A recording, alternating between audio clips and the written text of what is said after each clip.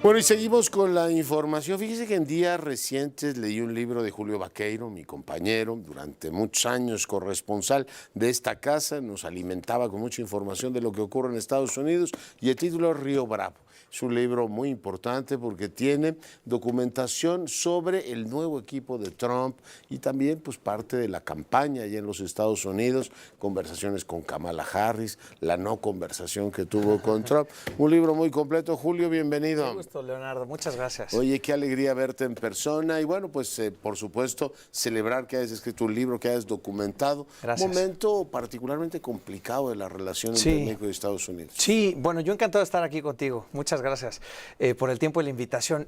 Sabes que sí, sin duda, quizá uno de los momentos más críticos en la relación entre los dos países. He hablado con ex embajadores, con internacionalistas y coinciden en eso, en la delicadeza del momento, para entender lo que pasa, para ver cómo llegamos aquí, cuáles son los temas que están sobre la mesa. Pues me puse a escribir este libro y basado en lo que he podido reportear de los dos lados de la frontera y las conversaciones que he tenido. ¿Qué es lo que le da un toque pues, muy valioso al texto? Porque por un lado tenemos ya experiencia de lo que ha sido Trump en su primera ocasión, la experiencia que tuvimos en el 2019, negociando aranceles también con él, pero me decía Marcelo Ebrard la semana pasada, esta pues es una novedad porque estamos ante gente nueva. Tú detectas y tienes una radiografía muy precisa de quiénes acompañan, Julio, ahora a Trump. Sí, bueno, además hay que decir que sí, el Trump de este segundo gobierno es muy diferente al Trump del primer gobierno, ¿no? ¿Qué diferencias ves? Bueno, a ver, en 2016 llegó sin haber estado en Washington, llegó como un nuevo a la ciudad. Ahora entiende lo que hay en juego y entiende cómo hacerlo.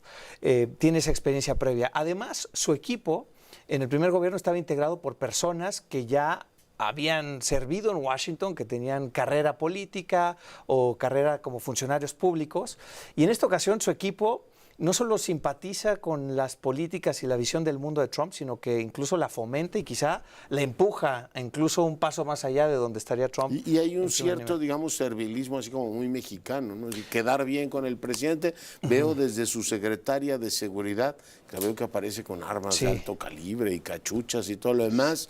Veo a su secretario de comercio, muy diferente a Lighthizer, diciendo, yo quiero también hacerme el gracioso en medios de comunicación y todo lo demás. Es decir, es un perfil muy diferente. Muy diferente, además un partido republicano completamente controlado por Trump. No hay borrado, nadie, ¿no? En el partido que le diga no al la presidente. No por ahora, pero hay que decir que el tema de los aranceles ha provocado cierta preocupación y ya por ahí un tono un poco más de preocupación y de tensión entre algunos republicanos. Pero por ahora sí, decirle que no al presidente Trump ha resultado muy costoso para muchos en el partido que han terminado en el exilio.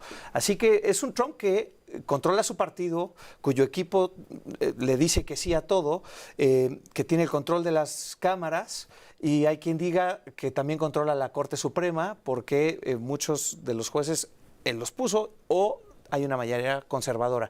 Así que es un Trump que puede hacer por ahora prácticamente lo que quiera. Yo recordaba la negociación del 19, que es después de la crisis esta migratoria, nos pone aranceles, después lo retira. Ahora, pues no solamente no nos retiró los aranceles, sino que el hombre se cepilló el sistema de comercio internacional, ¿no? Tú dices, sí, son palabras mayores, y bueno, hay otros personajes como Musk, que tú te preguntas, a ver, tienes una concentración de poder económico, tecnológico, mediático, como nunca antes visto. ¿Qué papel juegan todos esos magnates en el segundo Trump? Pues Julio? es también una alianza sin precedentes, ¿no? El hombre más rico del mundo, que tiene contratos millonarios con el gobierno federal, con la NASA, con el Departamento de Defensa, y que está ahí cercano al presidente como asesor, además impulsando esta iniciativa DOGE, como le llaman en inglés, que es el Departamento de Eficacia Gubernamental, para reducir costos, dicen, pero en realidad, bueno, ha desaparecido agencias, ha provocado despidos inauditos. Digamos que hasta el Wilson Center, ¿no? Así es. Entonces, es además un hombre que ha tenido influencia en el gobierno, que ayudó a que Trump llegara a la Casa Blanca, y pues es una amistad amistad que no habíamos visto algo así entre el presidente más poderoso y el hombre más rico del mundo. Oye, tú narras muy bien cómo llegamos a esto, y otro de los elementos que tiene esta coyuntura que viven los dos países es esta parte pues casi providencial que tiene Trump, ¿no? Dice, yo me salvé de un atentado y a partir de ahí he sido habilitado por Dios mismo para llevar adelante este proyecto.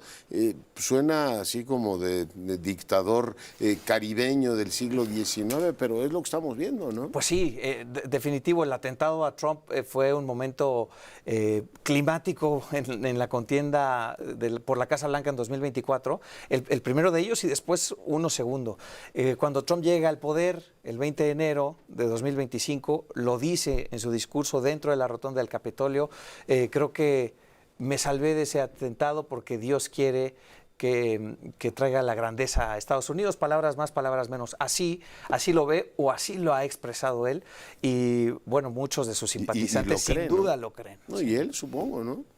Pues la ahí forma sí en que lo dice difícil. Tenemos que entrevistarlo y aquí en el libro digo, no lo he podido entrevistar, pero ojalá se pueda. Sí, pero te tocó entrevistar a Biden y más frío que un témpano de hielo, ¿no?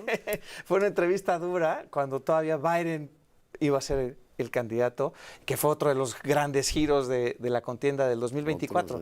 Fue una contienda sin igual y es lo que trato de retratar en el libro. ¿Qué fue lo que nos trajo a este momento en el que estamos, Leonardo? Oye, ciertamente un Biden complicado, ¿no? Que te dijo, pues las encuestas que usted dice, ¿qué dicen? No tengo otros datos, ¿no? Tengo otros datos. Un Biden muy complicado. Sabes que no es fácil llegar a estas entrevistas, negociarlas con el presidente de Estados Unidos, con la Casa Blanca. ¿Y qué te dijeron? 7 minutitos. 7 minutos y ya. Y bueno, pues con eso teníamos que tratar de trabajar y sacar lo mejor posible. Y fueron 7 minutos muy complicados, la verdad. No estaba nada cooperativo. No estaba cooperativo. La que sí estuvo más cooperativa es Kamala Harris, ¿no? Kamala Harris, sabes que la entrevistamos cuando estábamos a solo semanas de las elecciones y ella estaba en un momento en el que pues tenía que echar toda la carne al asador y nos dio tiempo y nos dio espacio y vimos una Kamala Harris que además se sentía, porque la había conocido antes, pero en esta ocasión en California, la ¿no? había conocido en California y en esta ocasión se notaba la tensión, la preocupación, las encuestas los mostraban muy, muy parejos a los dos, a Trump y a Harris, y para el entender de Harris y de Biden, muchísimo estaba en juego, la propia democracia de Estados Unidos estaba en juego, o así lo expresaban en campaña, así que se veía preocupada, y bueno, quedó corta, porque no ganó ni un estado electoral. Pero Kamala Harris fue así como una especie de flan no cuajado, porque finalmente el planteamiento original ella era como el relevo natural de un Biden ya mayor,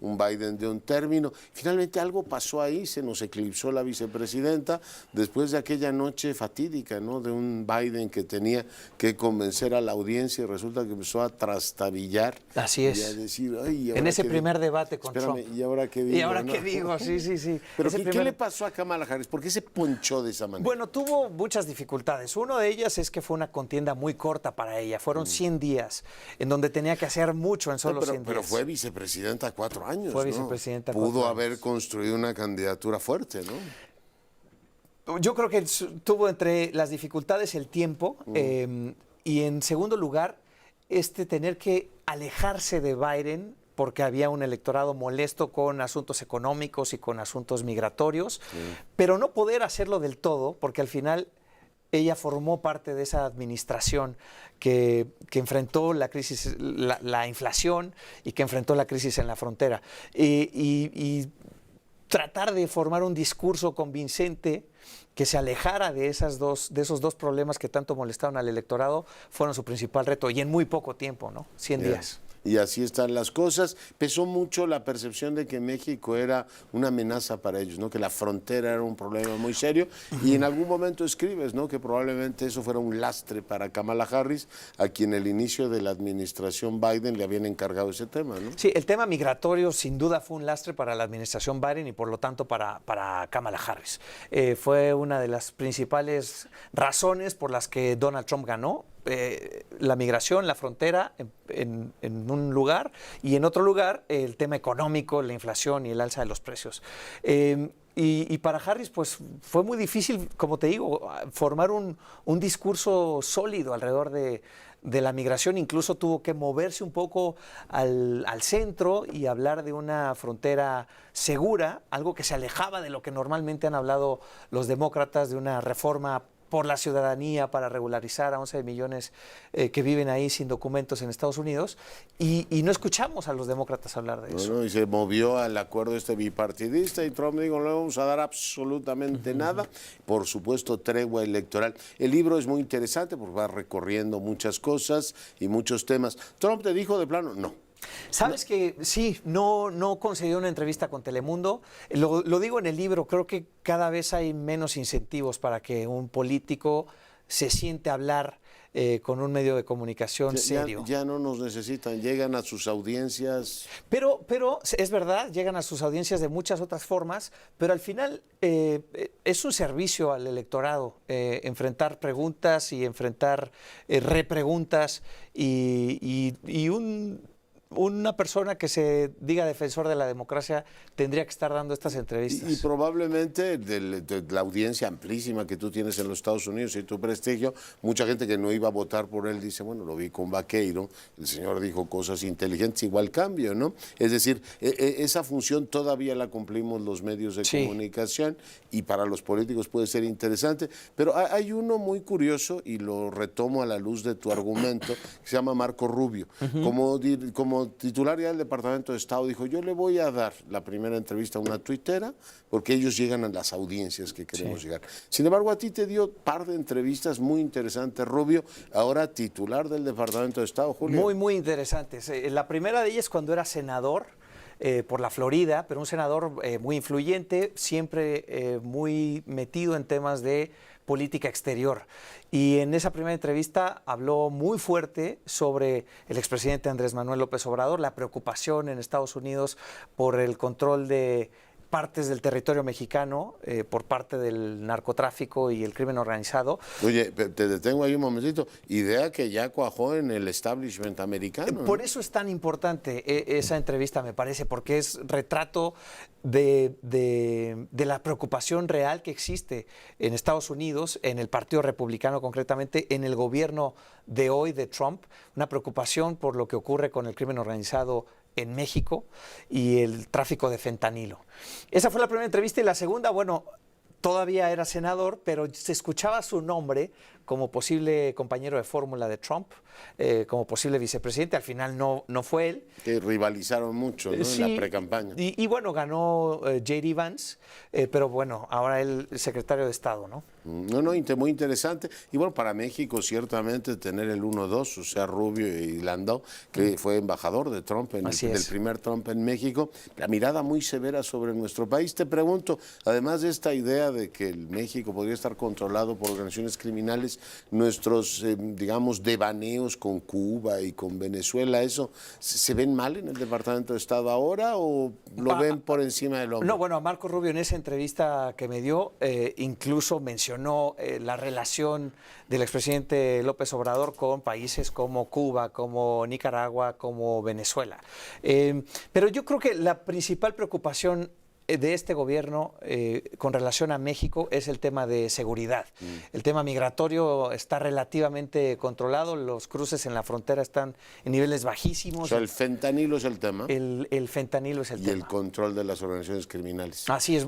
Hablas, ya no está comiendo el tiempo, pero hablas mucho de también esta idea cómo va madurando, lo ve uno en el libro, de señalarlas como organizaciones terroristas, ¿no? Bueno, y finalmente... O sea, de una idea vaporosa adquiere ya, digamos, carácter de política de Estado. Así es, se concreta finalmente.